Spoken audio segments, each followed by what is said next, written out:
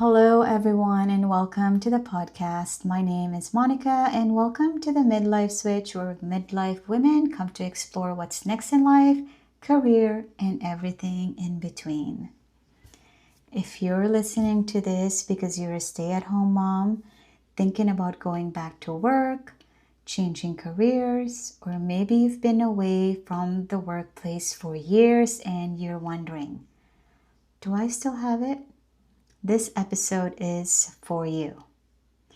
And the first thing I want you to know is this: you are not behind, you are not too old, and you are definitely not starting from zero. I know it can feel scary, and maybe your kids are older now, and maybe you've spent years taking care of everyone else. And now that it's your turn, all these questions start creeping in. What if nobody hires me? What if I'm too old? What if I've forgotten everything? What if I fail? I want to tell you something. That little voice in your head, it's not telling you the future. It's telling you your fears. And fears are not facts.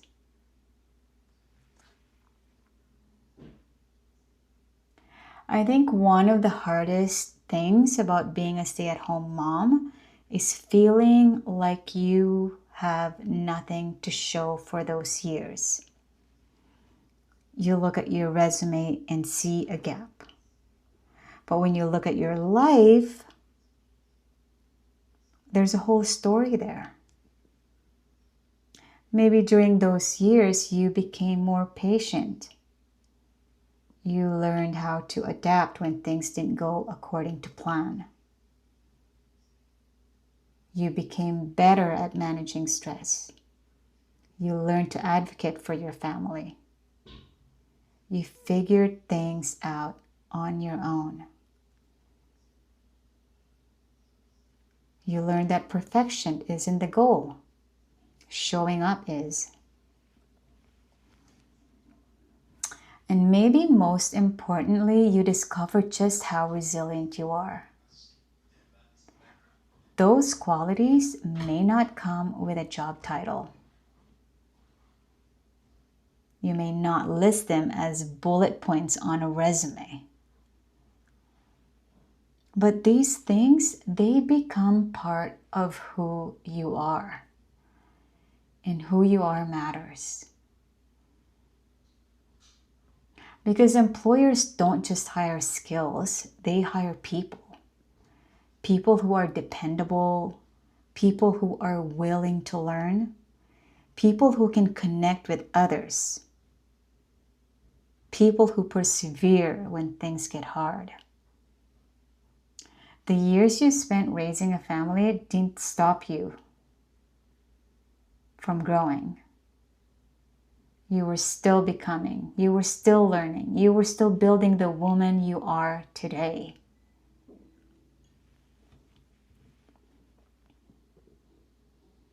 And maybe she looks different from who she was 10 years ago. But different does not mean less. Sometimes it means wiser. Sometimes it means stronger. And sometimes it means finally being ready to choose yourself again. Now, I know what some of you are thinking, but I still don't feel confident. And honestly, confidence is one of the biggest misconceptions out there. I'll tell you why. People think confidence comes first. That one day you'll wake up and magically feel ready. But that's not how confidence works. Confidence comes after action. Let me repeat that again. Confidence comes after action. You don't become confident and then apply for jobs. You apply for jobs, then become confident. You don't become confident and then go to school. You go to school and become confident. You don't become confident and then start the business. You start out messy. You make mistakes. You learn. And confidence grows. Confidence is evidence. It's built by keeping promises to yourself. Small promises, updating your resume, taking one class, going to one networking event, applying to one job. One step, then another, and another, until one day you look back and think, wow, I really did that.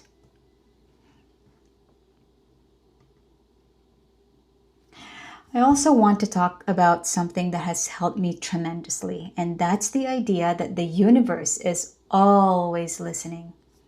Now, whether you believe in God, the universe, manifestation, or simply the power of mindset, I think and I believe our words do matter. Because the way we speak to ourselves shapes the way we show up in the world. Think about it. If every day you tell yourself, I'm too old, I'm not smart enough, nobody will hire me, I have nothing to offer, guess how you'll walk into an interview? You'll shrink yourself, you'll hesitate, you'll apologize for your experience, you'll act like you're asking for permission. And guess what? People feel that energy. So here's what I want you to do. What if you change the story? What if you start saying, I have years of life experience, I learn quickly, I bring empathy and maturity, I am capable of learning new things, I deserve opportunities, I am becoming the woman I want to be. Notice that I didn't say, I already have it all figured out, because that's not realistic. Instead, I said, I am becoming. Because growth is a process. And I truly believe the universe responds to the energy we consistently put out. Not because magic falls from the sky, but because when you believe good things are possible, you start acting differently. You notice opportunities, you speak up, you take chances, you introduce yourself, you apply even when you're scared. And suddenly it looks like the universe aligned. But maybe you aligned yourself first.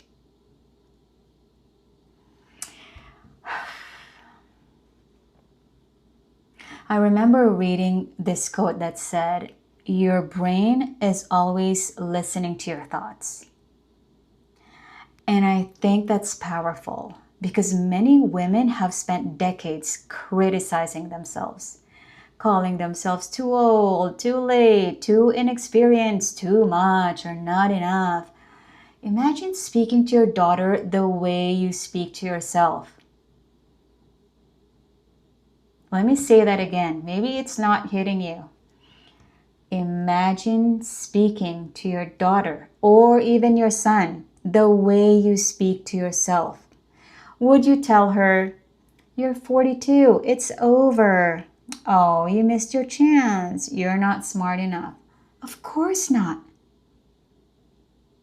You would say, go for it. You are capable. I'm proud of you. So why don't we speak to ourselves that way? You deserve encouragement too. You deserve a second act or a third act or however many acts you want. And here's another truth.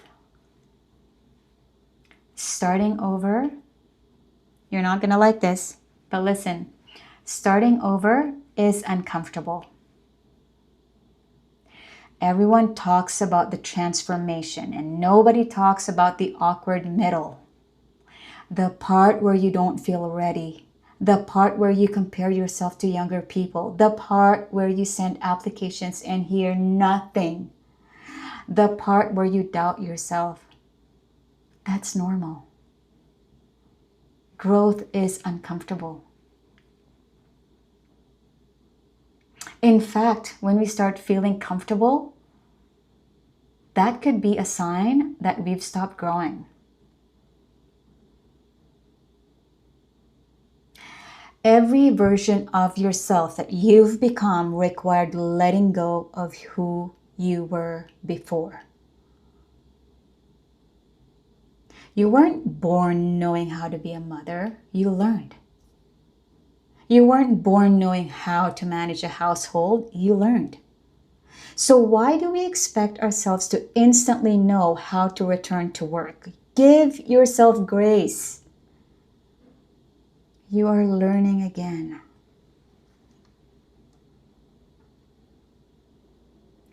I want you to remember this. You are not behind. You are not too old. You have not missed your chance. Your life experience is not baggage. It's wisdom. Your years at home are not empty years. They are years that shaped you and the woman you are today. And guess what? She is stronger. She's more patient. She's more resilient and more capable than she realizes.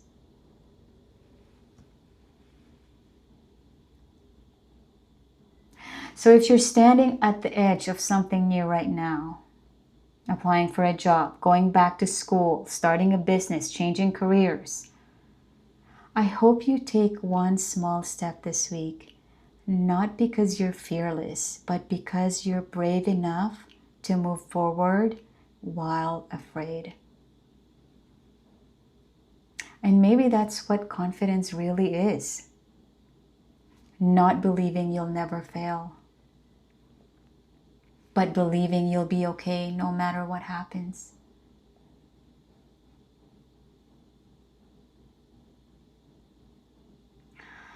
Thank you so much for spending this time with me today. And if no one has told you lately, I believe in you. Your next chapter isn't waiting for permission. It's waiting for you. Can I just say that again? Your next chapter is not waiting for permission. It's waiting for you. Sit with that for a moment.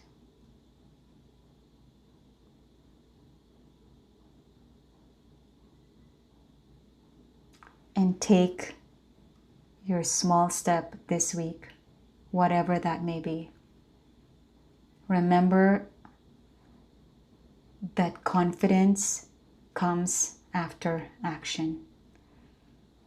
I'll see you on the next episode. Thank you so much for listening and for being with me. It went a little longer than expected, but that's okay. Anyway, until my next podcast, thank you all so much.